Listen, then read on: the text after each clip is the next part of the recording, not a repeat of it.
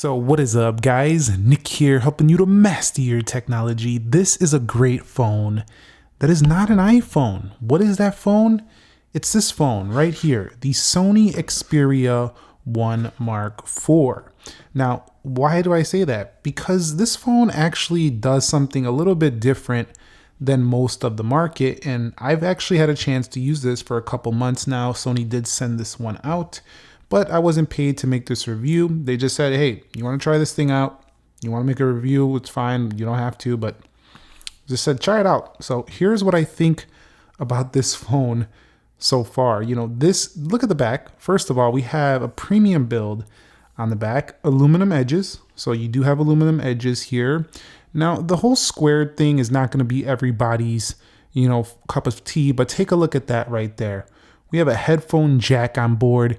We're going back in the days here, and this is important, and I'm going to tell you why this is important, because Sony's marketing this phone towards someone who is more professional. They're going to be, monitoring their audio and their video. You need a headphone jack to do that with really good headphones. That makes this a great content creator's phone. Now, you can see on the left side, nothing right there. On the bottom, you are going to find yourself a USB-C port, which is pretty universal at this point. Popping this out, you're going to find yourself a SIM card tray as well as SD card storage slot. So you get both SIM and SD card. That's pretty cool. Plus, you don't need a little pin to take this out. You can just get that out with your finger. That kind of reminds me of some of the older Nokia phones. So that's pretty cool. But overall, it's got more of a squared, rectangular look to it. The Xperias have been looking like this for a while, so it's nothing really surprising here.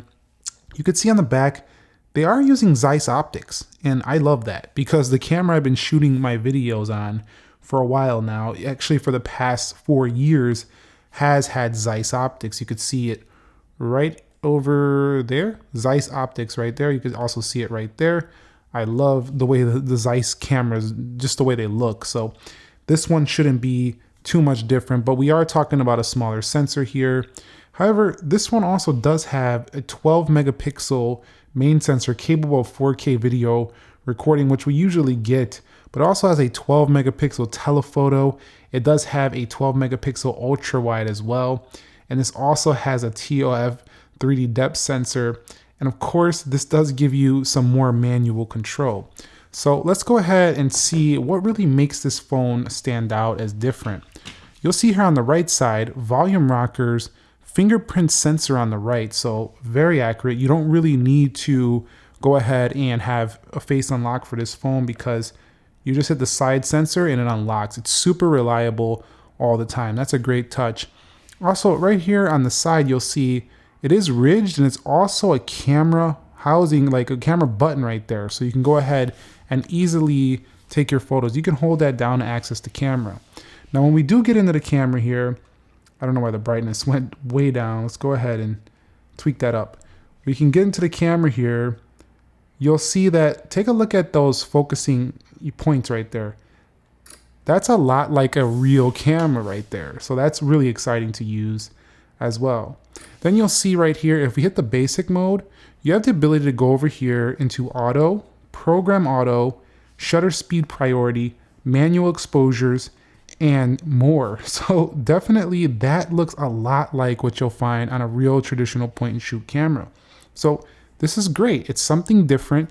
They're not trying to be like an Apple phone. They're not trying to be like a Samsung phone. They're doing their alpha style stuff right here.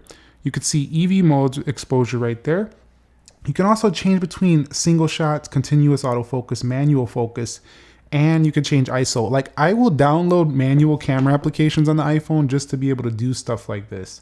Actually, as a matter of fact, I do have that type of camera on my iPhone right now, and it's still not as feature packed as this. But you'll see I'll find applications to try to do this, but the Sony brings this in here right away. You don't even have to download anything. And this is going to be more of a phone for people that really want to tweak their own photos, get their own type of results without letting the phone do everything.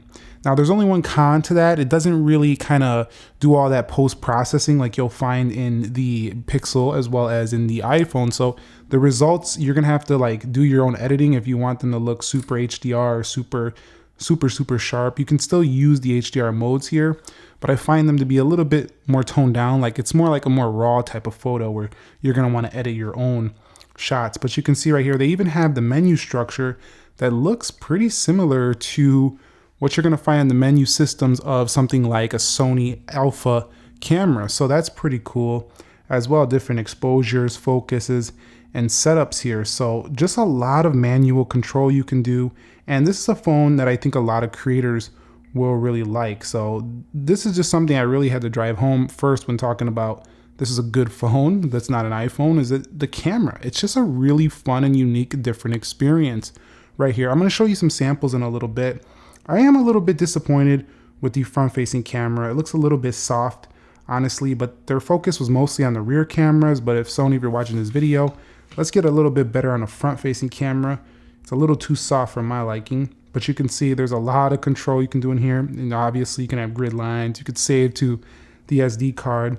This is a very manual type of camera. And I think a lot of people that enjoy shooting on point and shoot cameras, you know, DSLRs, this will be like a dream phone for them.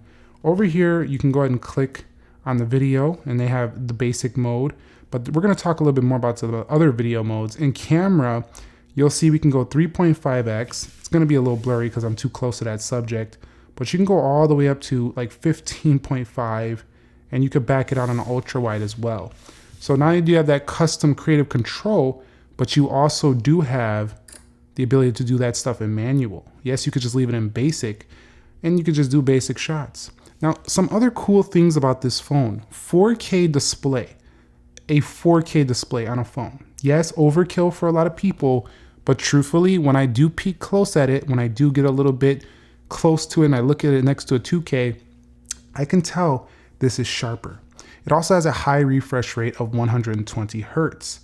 The white balances you can change. I mean, look at the control. Warm, medium, cool, custom green, blue. Let's go to the image quality settings. You can also put this in creator mode, give it a little more of a warm look. You can be in standard mode. So yeah, you got a lot you can do. Also scrolling down here, you can change brightness levels. You can put on the adaptive brightness. It's got the kind of like the pixel-like software, which is kind of like vanilla Android. They only throw in a few things of their own, but not too much to really mess it up overall. You can see you can even prevent accidental operations with the screen off. And then just kind of looking at the overall menu system, you'll see it's just very plain, very simple, easy vanilla style. They have their own battery care settings, which will save your battery over time. And you're going to find this display to just be a little bit more narrow than a typical standard smartphone. This display is a 21:9 aspect ratio, which is really important for one specific thing over here, and that is the Video and Pro and Cinema Pro. Because these modes right here, they do require you to, you know, kind of see it in that more movie-like setting, so that's going to be important. But just taking a look at this, let's get closer here. You see how it shows how many minutes until you're out? The actual, you know, system you're in 4K, the actual shooting mode you're in, SDR, it's a standard video right here. It shows you your shutter speed. This is stuff you'll find on professional grade cameras, which makes this thing pretty cool. Going over here to menu, you can see right here, you can change between your lenses, 24mm. This is going to be like your zoom lens, your ultra wide right there, and then your telephoto right there. So definitely you got a lot of tweaking you can do.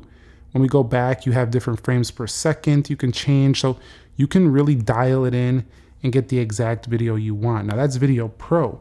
They also have Cinema Pro right here. And yes, this phone, like Sony cameras, it can get too warm sometimes and it will stop the video if you're really pushing it. It's kind of annoying. They got to fix that too.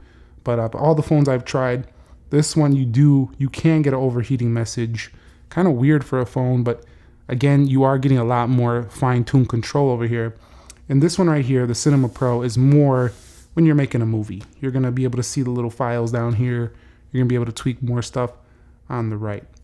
Now, the overall smoothness of the phone is also very good because it does have the Snapdragon series chipset. So you have no issues with performance. It is a Snapdragon 8 Gen 1. That's a 4nm CPU. Super fast. Adreno 730. Vanilla-like Android. So this thing just screams through every type of performance you're going to need it to do. So no slowdowns whatsoever. Pretty cool. It also does come with a monster amount of storage on board. Give you like 512 gigabytes. That's a lot of space. Also, you expand that memory more with the SD card slot, which I've done, and you get even more space on here. So yeah, you can really go to town on the storage. This is the type of phone you can keep a long time because the storage is super high on it. And it's also pretty fast storage as well. You have Wi-Fi 6E on here. You have Bluetooth that is 5.2, so that's fast. You even have improved audio from Sony's music department. So you can do some, music projects. If you like the Sony headphones as well, they also have that app included to go along with your 1000 XM series, whatever. You have those headphones. That's pretty cool. They got that. They got the PlayStation application. If you're a PS gamer, they got that going on to match up with your PlayStation. And then you kind of just have your simple Android system in the background. You can also use this phone as an external monitor to a Sony Alpha camera. Pretty cool, man. I mean, this is going to be, if you're a photographer and you're doing this stuff with Sony, like you're doing your photography with Sony cameras, this is going to be your phone right here.